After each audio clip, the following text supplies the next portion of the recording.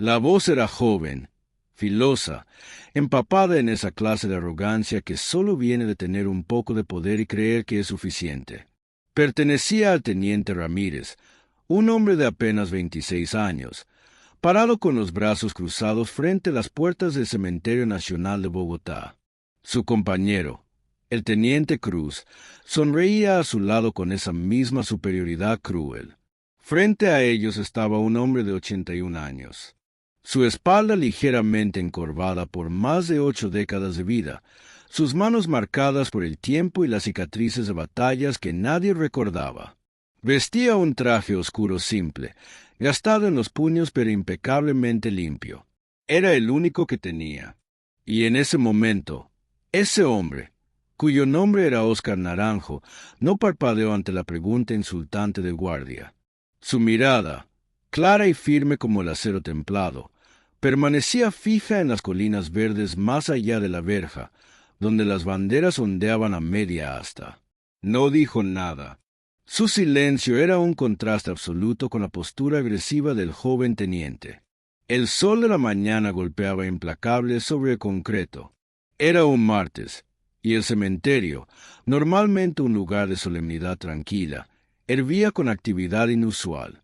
Largas limusinas negras comenzaban a llegar, sus ocupantes vestidos de negro riguroso, políticos, generales de alto rango, familias dolientes. Todos venían a despedir al general Augusto Vargas, un hombre que había servido a Colombia durante 43 años, un héroe nacional, un símbolo de honor. Y según los dos jóvenes tenientes que custodiaban la entrada, Óscar Naranjo no tenía derecho a estar ahí. Señor, intervino el teniente Cruz, dando un paso adelante con impaciencia teatral. Este es un funeral privado para el general Vargas. Solo por invitación. Necesito ver sus credenciales o tendrá que retirarse. La confrontación colgaba en el aire como una nube tóxica. Ramírez era un muro de reglas y regulaciones, viendo solo un anciano confundido que se había equivocado de lugar. No podía ver la historia que tenía frente a él. El testimonio viviente de los mismos valores que ese cementerio fue construido para conmemorar. La tensión comenzaba a enrollarse, tensa y peligrosa, mientras más vehículos, sedanes negros con placas gubernamentales, empezaban a llegar. Sus ocupantes lanzaban miradas curiosas, compasivas, hacia el anciano que estaba siendo retenido en la verja. Óscar Naranjo simplemente esperaba. Había esperado a través de cosas peores. El teniente Cruz, cuya placa de identificación brillaba bajo el sol, suspiró con impaciencia teatral. Mire, abuelo, no tengo tiempo para esto. La caravana presidencial llegará pronto. Usted está creando un problema de seguridad. Gesticuló vagamente hacia la calle. Si quiere visitar una tumba, la entrada pública está a 2 kilómetros por allá. Ahora, va a moverse por las buenas, o tendremos que obligarlo. La voz de Óscar, cuando finalmente llegó, era tranquila pero llevaba un peso sorprendente, como piedras pulidas por un río durante décadas. Vengo por el general, dijo. Él habría querido que estuviera aquí. Ramírez soltó una risa corta, sin humor. Claro, usted y el general, mejores amigos, estoy seguro. La burla era evidente. Señor, con todo respeto, el general Vargas era un héroe de 4 estrellas. Asesoró a 3 presidentes. No tenía tiempo para gente sin invitación. El insulto era claro, envuelto en una fina capa de cortesía formal. Una pequeña multitud de dolientes había comenzado a reunirse a una distancia respetuosa, su curiosidad despertada por el enfrentamiento. Eran una colección de oficiales militares de alto rango, políticos de rostros sombríos y miembros de la familia en duelo, todos vestidos de negro formal. Sus susurros eran un zumbido debajo de los tonos agudos del guardia. Óscar podía sentir sus ojos sobre él. Una mezcla de lástima, molestia y vergüenza ajena. Era una sensación familiar. Había pasado toda una vida siendo subestimado, siendo invisible. Era, en su mayor parte, un papel que prefería. Pero no hoy, no aquí. Mi nombre es Oscar Naranjo, dijo su voz pareja. Solo díganles que Oscar Naranjo está aquí. Ramírez dio un paso más cerca, su invasión del espacio personal deliberada e intimidante. Oscar Naranjo. Está bien. Y yo soy el ministro de Defensa. Apuntó con un dedo enguantado al pecho de Oscar. Los nombres no significan nada sin el papeleo correcto, viejo. Usted no tiene medallas en su traje, ni cintas, ni prueba de servicio. Hasta donde me concierne, es un civil invadiendo propiedad federal durante un evento restringido. La acusación colgaba en el aire, sin prueba de servicio. La mano de Oscar inconscientemente se deslizó hacia su costado, donde podía sentir el peso fantasma de cosas hace mucho descartadas, de cargas llevadas y depuestas. Tenía pruebas, solo que no del tipo que pudiera ser pulido y prendido a una solapa. Su prueba estaba grabada en sus huesos, tallada en su memoria. Un oficial junior, un subteniente recién graduado con un rostro demasiado joven para las barras en sus hombros, se acercó desde un puesto de control cercano, atraído por la conmoción. ¿Cuál es el problema, teniente? Este hombre, señor, dijo Cruz, gesticulando hacia Oscar, se niega a irse. Afirma ser amigo del general Vargas. Sin invitación, sin credenciales. El subteniente miró a Oscar de arriba abajo, su mirada deteniéndose en la tela gastada de su traje y las puntas raspadas de sus zapatos. Su evaluación fue rápida y despectiva. Señor, está interrumpiendo un funeral de Estado. Le estoy dando una orden final para que desaloje las instalaciones inmediatamente. El tono del subteniente era uno que había practicado frente al espejo, un intento de proyectar autoridad que aún no había ganado. La paciencia de Oscar, un reservorio profundo y vasto, finalmente comenzaba a agotarse.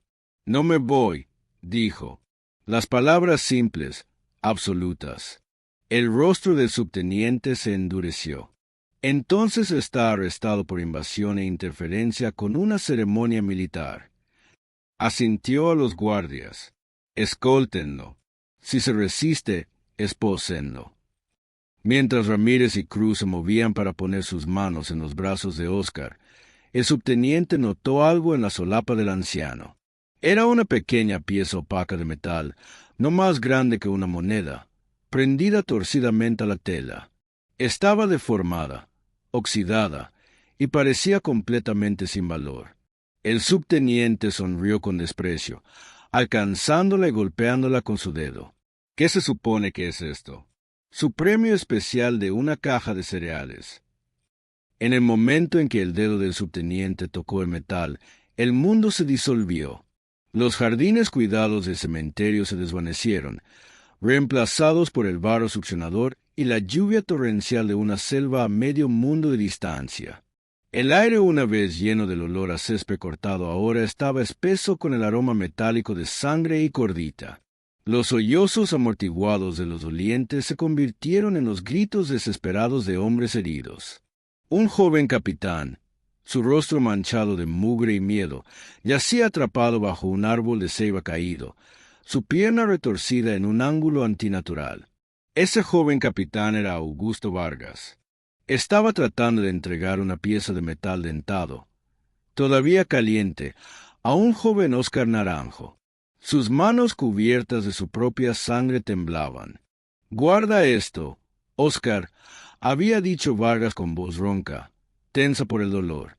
«No es reglamentario, no es oficial, pero significa más que cualquier medalla que jamás acuñarán. Significa que estuviste ahí. Significa que nos salvaste». La visión se hizo añicos. Oscar estaba de vuelta en la verja, el sol brillante en sus ojos. El subteniente seguía sonriendo con suficiencia, ajeno. Pero algo había cambiado en la expresión de Oscar. Un destello de fuego de una brasa hace mucho tiempo apagada ahora ardía en sus ojos. Empujó suavemente la mano del subteniente lejos del prendedor. «No toque eso», dijo, su voz baja y peligrosa. La escalada había alcanzado su punto máximo. Los guardias, envalentonados por su oficial, agarraron los frágiles brazos de Oscar. La pequeña multitud jadeó. La humillación era absoluta, una vergüenza pública de un hombre cuyo único crimen era querer despedirse de un amigo. Pero no todos en la multitud estaban simplemente observando. Parado cerca de la parte trasera había un joven capitán del ejército, un hombre llamado Héctor Mendoza. Había estado observando todo el intercambio con una inquietud creciente. Había servido 2 giras en zonas de conflicto y había visto lo suficiente para reconocer la quietud tranquila e inquebrantable de un verdadero veterano de combate.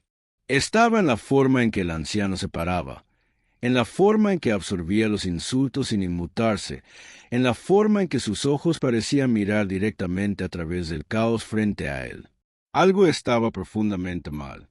Cuando los guardias pusieron sus manos sobre Oscar, el capitán Mendoza supo que no podía quedarse de brazos cruzados. La intervención directa sería imposible. Sería un desastre de insubordinación y caos jurisdiccional que acabaría con su carrera. Pero podía hacer una llamada. Discretamente sacó su teléfono de su bolsillo, su pulgar volando sobre la pantalla. Tenía un número, una línea directa a un hombre que había sido la mano derecha del general Vargas durante 20 años. El coronel Eduardo Salazar. Se alejó de la multitud, dándole la espalda para proteger la llamada. «Señor, es el capitán Mendoza», dijo, su voz baja y urgente. La voz del coronel en el otro extremo de la línea estaba tensa, ocupada. «Mendoza, ¿qué pasa? Estamos a 5 minutos de la procesión. ¿Hay algún problema con la Guardia de Honor?» «No, señor. Es en la entrada principal. Hay un incidente. La seguridad está deteniendo a un anciano que intenta entrar». El suspiro de Salazar fue audible. «Y esto requiere mi atención, ¿por qué?» «Que la seguridad lo maneje. Tienen órdenes». «Señor, él dice que conocía al general. Dio su nombre como Oscar Naranjo». Mendoza hizo una pausa, luego agregó el detalle que lo había estado molestando. «Señor, lleva un pequeño prendedor oxidado en su solapa. Está deformado. Parece un pedazo de metralla». Hubo un silencio repentino y ensordecedor en el otro extremo de la línea.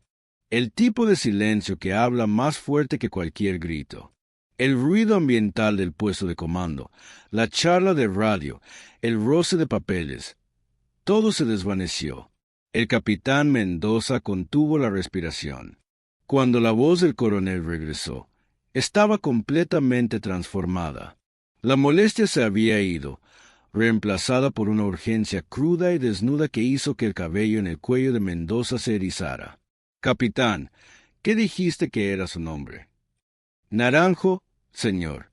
Oscar Naranjo». La línea se cortó. Mendoza miró hacia arriba justo a tiempo para ver a los guardias comenzando a arrastrar al anciano lejos de la verja hacia un vehículo de seguridad esperando. Era demasiado tarde. Dentro de una carpa de comando instalada a 100 metros de la ceremonia, el coronel Salazar miraba su teléfono como si lo hubiera electrocutado. Lo dejó caer sobre la mesa, su rostro cenizo. Un ayudante, un mayor joven, levantó la vista sobresaltado. «Señor, está todo bien». «Comuníqueme con el general Torres», ladró Salazar, su voz un gruñido bajo. «Sáquenlo de la tribuna. No me importa cómo. Háganlo ahora». Comenzó a caminar por los confines de la carpa como un tigre enjaulado. Pasó una mano por su cabello, su mente acelerada. Oscar Naranjo, después de todos estos años. El general Vargas había pasado la última década de su vida tratando de encontrarlo, de agradecerle una última vez. Había dejado instrucciones explícitas en su carta final, una carta que Salazar ahora guardaba en su escritorio. «Si un hombre llamado Oscar Naranjo alguna vez viene a buscarme», decía, «denle lo que pida. Se le debe una deuda que esta nación nunca podrá pagar». El mayor estaba de vuelta sosteniendo una radio portátil. Tengo al general Torres, señor. Salazar arrebató la radio. General, habla Salazar. Tenemos un código pastor en la entrada principal. Repito, código pastor está activo. La radio crepitó. La voz del oficial de más alto rango en servicio activo en asistencia, un general de 4 estrellas llamado Ricardo Torres, llegó despojada de toda ceremonia. Repita, coronel. Pastor, eso no es posible. Es el, señor. La descripción coincide. El prendedor, el nombre. Es Oscar Naranjo. Y la seguridad está en proceso de arrestarlo. La respuesta fue instantánea y glacial. Detengan todo. Detengan la procesión. Voy en camino. De vuelta en la verja, el joven subteniente estaba saboreando su victoria. Había restaurado el orden. Había removido la molestia. Se apoyó contra el pilar de piedra, observando con una expresión de suficiencia mientras sus hombres manoseaban al viejo veterano. Decidió entregar un golpe final y aplastante la dignidad del anciano. Caminó hacia Oscar, quien estaba parado entre los dos guardias, sus hombros caídos, no en derrota, sino en una tristeza profunda y cansada.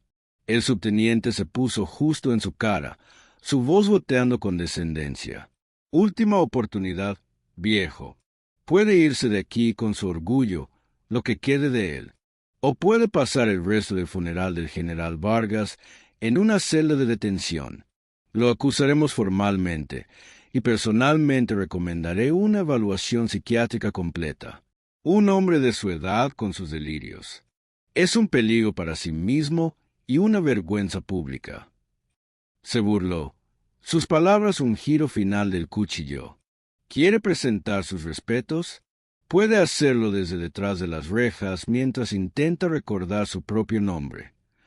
Este fue su exceso, el acto final e imperdonable de arrogancia que selló su destino. Había empujado a un hombre de honor más allá del punto de quiebre de la humillación, y al hacerla había cruzado una línea de la que no había retorno. Comenzó como un rumor bajo, una vibración sentida más en el pecho que escuchada con los oídos. Era un sonido completamente fuera de lugar en la reverencia tranquila del cementerio. Cada cabeza giró, incluida la del subteniente. Coronando la colina había una caravana de 3 Chevrolet Suburbans negros, sus ventanas tintadas reflejando el sol de la mañana como espejos de obsidiana. No se movían con el ritmo lento y digno de la procesión fúnebre. Se movían con la velocidad y el propósito aterrador de un equipo de respuesta rápida. Chirriaron hasta detenerse a solo metros de la verja, sus llantas escupiendo grava. El subteniente y sus guardias se congelaron, sus manos todavía sobre Oscar Naranjo. Las puertas volaron abiertas con precisión militar. Bajaron no policías militares, sino 6 hombres en uniformes de gala impecables del ejército. Eran sargentos mayores y coroneles, hombres cuyos pechos estaban pesados con tantas cintas y medallas que tintinaban suavemente con cada movimiento. El coronel Salazar fue primero en bajar. Su rostro era una máscara de furia fría. Luego la puerta trasera del vehículo líder se abrió. Bajó el general Ricardo Torres. Era un hombre alto e imponente con 4 estrellas plateadas brillando en cada uno de sus hombros. El aire mismo pareció volverse quieto y pesado. El ruido ambiental del cementerio, el viento en los árboles, el tráfico distante, los susurros ahogados de la multitud, todo cesó. Solo quedaba la vista de este general de 4 estrellas, su presencia succionando todo el oxígeno del aire. El subteniente sintió un pavor frío lavarlo. Él y sus hombres instintivamente se pusieron en atención, sus manos cayendo lejos de Oscar Naranjo como si de repente fuera radioactivo. El general Torres no le dio al subteniente o sus guardias ni una sola mirada. Sus ojos, del color de las nubes de tormenta, escanearon la escena hasta que encontraron lo que buscaban. Se posaron en la figura encorvada de Oscar Naranjo. Todo el comportamiento del general cambió. La aura dura y comandante se disolvió, reemplazada por algo más completamente, una mirada de respeto profundo, casi reverente.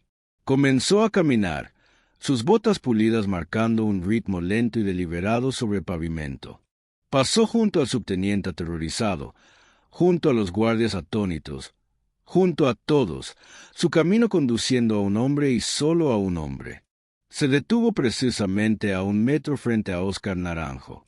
En el silencio mortal, el general Torres se irguió a su altura completa, su espalda recta como una vara. Levantó su mano derecha a su frente, no en un gesto casual, sino en el saludo más nítido, perfectamente ejecutado que el subteniente había visto jamás. Era un saludo de respeto máximo, un gesto de deferencia de un general de 4 estrellas a un civil en un traje raído. Su voz, una voz de comando que había dirigido ejércitos y asesorado presidentes, resonó a través de los terrenos, clara e inquebrantable para que todos la oyeran. «Señor Naranjo, es un honor». El subteniente, completamente desconcertado, finalmente encontró su voz tartamudeando. «General, señor, me disculpo por la molestia. Este hombre estaba causando una escena. No tenía autorización para estar aquí». La cabeza del general Torres giró hacia el subteniente. No bajó su saludo, pero sus ojos perforaron al joven oficial, una mirada tan intensa que se sintió como un golpe físico. «Él tiene más autorización para estar en este terreno que usted o yo jamás tendremos, subteniente». Luego, girando su atención ligeramente para dirigirse a toda la multitud ahora silenciosa, el general mantuvo su mano fija en su saludo y comenzó a hablar. Su voz era un barítono resonante que llevaba el peso de la historia. «Para aquellos que no saben, déjeme decirles a quien está mirando. Ustedes ven a un anciano, ven a un civil, pero yo veo a un gigante». El general dio un paso más cerca de Óscar, sus ojos brillando con lágrimas no derramadas. «Este es Óscar Naranjo. Para los libros de historia, ese nombre no significa nada. Pero para los hombres de las Fuerzas Especiales Colombianas, para los primeros operadores de las unidades élite, y para el hombre a que damos descanso hoy, el general Augusto Vargas, él era una leyenda conocida por otro nombre, el Pastor». Un jadeo colectivo atravesó la multitud. El nombre fue susurrado, una pieza del folclore del campo de batalla, una historia de fantasmas contada por viejos soldados. «Este hombre», continuó el general, su voz elevándose con pasión, «fue a lugares que no existen en ningún mapa para rescatar a hombres que el gobierno había dado por perdidos. No era un soldado en el sentido tradicional. Era un médico, un estratega, un navegante, y cuando tenía que serlo, un guerrero de ferocidad inigualable.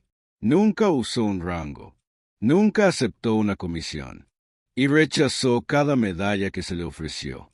Dijo que la única recompensa que necesitaba era ver a sus muchachos volver a casa».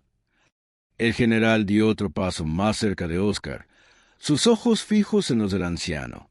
En la primavera de 1987, una operación encubierta que transportaba a 1 docena de agentes fue emboscada en lo profundo de territorio enemigo. Uno de los sobrevivientes era un joven capitán llamado Augusto Vargas. Durante 3 días, estuvieron rodeados, superados en número 10-1, sin esperanza de extracción. La voz del general tembló ligeramente, pero en la tercera noche, un solo hombre vino por ellos. A través de la selva, a través de patrullas enemigas, vino el Pastor. Cargó a la mitad de esos hombres sobre su propia espalda. Óscar Naranjo, justo aquí, es la razón por la que Augusto Vargas vivió para convertirse en el gran hombre que honramos hoy. El general finalmente bajó su saludo, pero sus ojos nunca dejaron a Óscar. Apuntó suavemente al prendedor oxidado en la solapa de Óscar. «¿Ven esta pieza de metal? Esta baratija que ustedes confundieron con basura», dijo, su voz ahora un gruñido bajo dirigido al subteniente. «Esta es una pieza de metralla de un mortero que cayó a 3 metros del capitán Vargas». Óscar Naranjo se lanzó encima de Vargas, tomando la explosión que lo habría matado. Su voz se quebró ligeramente. Augusto Vargas forjó esa pieza de metralla en un prendedor él mismo y lo llamó la medalla del pastor. Es el único que jamás se hizo. Es el honor más alto que un hombre como él podría otorgar. La vindicación era total y absoluta. La multitud ya no miraba con lástima, sino con asombro. Los soldados en asistencia, desde privados hasta coroneles, comenzaron lentamente, uno por uno, a levantar sus propias manos en saludo al anciano discreto. El general Torres finalmente dirigió su atención completa e indivisa al subteniente y los dos guardias. Su voz cayó a un registro tranquilo y letal que de alguna manera era más aterrador que su auge de campo de desfile. «Ustedes le pidieron su invitación», dijo el general, sus palabras precisas y cortantes. «Déjenme ser claro. Cada lápida en esa colina es su invitación. Cada bandera ondeando a media asta es su bienvenida personal». Dio un paso hacia ellos, y se encogieron como si hubiera levantado una mano. Exigieron ver sus medallas. «Subteniente, las cicatrices en el cuerpo de este hombre son un testimonio de una marca de valor que su manual de reglas nunca podría cuantificar. Lleva su valor en su corazón, no en su pecho». La mirada del general era implacable. Su trabajo es la seguridad, pero su herramienta más esencial no es su arma de servicio o su radio. Es el juicio, es el discernimiento, y en eso han fallado a una escala que es asombrosa. Estuvieron parados en presencia de la historia viviente y no vieron nada más que una molestia. Confundieron a un titán con un intruso. La voz del general subió levemente, su control resquebrajándose. «Se presentarán a mi ayudante. Le darán sus nombres y sus unidades. Y estarán en mi oficina en el ministerio a las 6 mañana por la mañana para una conversación sobre el verdadero significado del respeto. ¿Está claro?» «Sí, mi general». Los tres hombres murmuraron al unísono, sus rostros máscaras de vergüenza. Justo cuando el general estaba a punto de voltearse, Óscar Naranjo, quien había estado en silencio durante toda la terrible experiencia, extendió la mano y colocó una mano suave y curtida en el brazo uniformado del general. «Ricardo», dijo suavemente, usando el nombre de pila del general. Solo eran muchachos haciendo su trabajo de la única manera que sabían. «Déjalo estar». El general miró a Óscar, su expresión suavizándose. Asintió lentamente. Luego Óscar se giró y miró directamente al joven subteniente. No había ira en sus ojos, solo una sabiduría profunda y profunda. «Hijo», dijo Óscar, su voz amable, «ese uniforme que llevas puesto no te otorga respeto automáticamente. Es un símbolo, una promesa. El respeto es algo que ganas cada día por cómo tratas a las personas». Se detuvo, dejando que las palabras se asentaran. «Y necesitas entender que a veces las personas más importantes, las que más han sacrificado, no llevan uniforme alguno. Solo recuerda eso». Mientras Óscar pronunciaba esas palabras, el recuerdo de la creación de Prendedor floreció completamente en su vista. No fue un flash caótico esta vez, sino una escena clara y conmovedora. Un hospital de campaña improvisado que olía a antiséptico y muerte. Un joven Óscar Naranjo yacía en un catre, su espalda un tapiz sangriento de heridas de metralla. Junto a él estaba sentado el capitán Augusto Vargas, su propia pierna en una férula. En la mano de Vargas había una pieza de metal dentada y fea arrancada de la propia carne de Óscar apenas horas antes. La presionó en la palma de Óscar. «Me están nominando para una estrella de plata por ese lío», dijo Vargas, su voz gruesa de emoción. «Pero te pertenece a ti. Todo. No sé qué puedo darte que el ejército reconozca, pero quiero que tengas esto, para que nunca olvides el precio, para que yo nunca olvide la deuda». El origen del humilde objeto era una historia de sacrificio, un vínculo forjado en fuego y sangre.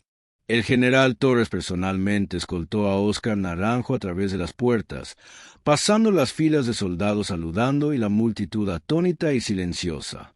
Lo llevó no a un asiento en la parte de atrás, sino a la primera fila, colocándolo entre la familia en duelo del general Vargas.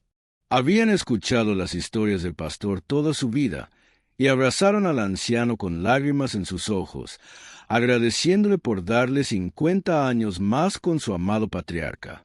Óscar se sentó durante el servicio, una figura tranquila y estoica, presentando sus respetos finales a su amigo, su deber finalmente cumplido. Las consecuencias del incidente en la verja fueron rápidas y decisivas. El subteniente y sus guardias no fueron dados de baja deshonrosamente. Óscar no habría querido eso. En cambio, el general Torres supervisó personalmente su reasignación y reentrenamiento obligatorio. Creó un nuevo programa para todo el personal de seguridad en instalaciones militares sensibles. Era un curso en conciencia situacional, historia y empatía, diseñado para enseñar a los soldados a mirar más allá de la superficie, a ver a la persona, no solo el uniforme o la falta de él. El curso se hizo conocido en todas las Fuerzas Armadas como Protocolo Naranjo. La historia del anciano en la verja se convirtió en una historia de advertencia, una lección de humildad enseñada a cada nuevo recluta. Pasaron los meses. Las estaciones cambiaron. El joven subteniente, ahora humillado y más sabio, estaba manejando un tranquilo puesto de control en una base diferente, lejos del prestigio del Cementerio Nacional. Era un martes lluvioso por la tarde, y estaba tomando su descanso para almorzar en un pequeño restaurante grasiento justo fuera del puesto. Mientras se sentaba revolviendo su café, la campana sobre la puerta sonó. Un anciano con una chaqueta simple entró, sacudiendo la lluvia de sus hombros, y tomó asiento en el mostrador. Era Óscar Naranjo. El corazón del oficial martilló en su pecho. Observó mientras Óscar pedía un café y se sentaba mirando por la ventana, perdido en sus pensamientos. Por un largo momento, el oficial se quedó congelado, una guerra de vergüenza y gratitud rabiando dentro de él. Finalmente, se puso de pie. Caminó hacia el mostrador, sacó un billete de 20.000 pesos de su billetera y lo colocó junto a la taza de café de Óscar. Óscar levantó la vista, sus ojos calmados mostrando un destello de reconocimiento. El oficial no pudo obligarse a decir mucho. Su voz estaba gruesa con una emoción que no podía nombrar. Por el café, señor, hizo una pausa, luego encontró la mirada del anciano. Y por la lección. Gracias. Óscar Naranjo miró al joven, realmente lo miró, y vio el cambio. Vio la humildad que había reemplazado la arrogancia. Ofreció una pequeña sonrisa conocedora y un ligero asentimiento. «Cuídate, hijo», dijo, su voz una bendición tranquila. El oficial asintió de vuelta, se dio la vuelta y salió del restaurante, dejando al héroe con su café, un entendimiento silencioso y respetuoso habiendo pasado entre ellos. 3 semanas después, en una mañana brillante y clara, el coronel Salazar tocó a la puerta del modesto apartamento de Óscar en un barrio tranquilo de Bogotá. Óscar abrió la puerta, sorprendido de ver al oficial de alto rango en ropa civil. «Eduardo», dijo Óscar, usando el nombre de pila del coronel, «¿qué te trae por aquí?» Salazar sostenía un sobre de Manila, sus bordes desgastados por el tiempo. Esto estuvo en el escritorio del general Vargas. Sus instrucciones finales fueron que te lo entregara personalmente si alguna vez aparecías. Óscar tomó el sobre con manos temblorosas. Dentro había una carta, escrita en la caligrafía familiar y fuerte de Augusto Vargas. «Mi querido amigo Óscar, si estás leyendo esto, significa que finalmente me encontraste. O tal vez yo te encontré a ti, en cualquier forma que sea posible después de esta vida. He pasado los últimos 10 años buscándote. Contraté investigadores privados. Llamé a cada contacto que tenía. Pero tú, Mi viejo amigo, siempre fuiste mejor escondiéndote que yo encontrándote. Necesitaba que supieras algo antes de partir. Cada día de estos últimos 50 años fue un regalo tuyo. Cada amanecer que vi, cada abrazo que le di a mis hijos, cada momento de alegría. Todo fue porque un hombre decidió que mi vida valía más que la suya propia. Rechazaste cada medalla. Rechazaste cada reconocimiento. Dijiste que solo querías ver a tus muchachos llegar a casa. Bueno, llegamos a casa, Oscar, todos nosotros, y construimos vidas hermosas sobre los cimientos de tu sacrificio. No puedo pagarte esa deuda. Nadie puede. Pero puedo hacer esto. Puedo asegurarme de que tu historia no muera conmigo. He establecido un fondo educativo en tu nombre en la Academia Nacional de Policía. Cada año, 5 cadetes recibirán la beca de pastor. Aprenderán quién eres. Aprenderán qué significa el verdadero liderazgo. Y cuando vengan a buscarme, cuando llegue mi hora, sé que estarás ahí. No porque busques reconocimiento, sino porque así eres tú. Siempre has estado ahí cuando más importaba. Gracias, mi hermano. Gracias por mi vida. Gracias por permitirme ser esposo, padre, abuelo. Gracias por cada momento precioso. Nos vemos al otro lado. Tu eterno amigo, Augusto. Las lágrimas corrían libremente por el rostro curtido de Oscar mientras doblaba la carta con cuidado y la sostenía contra su pecho. El coronel Salazar carraspeó, claramente emocionado. «¿Hay más, señor?»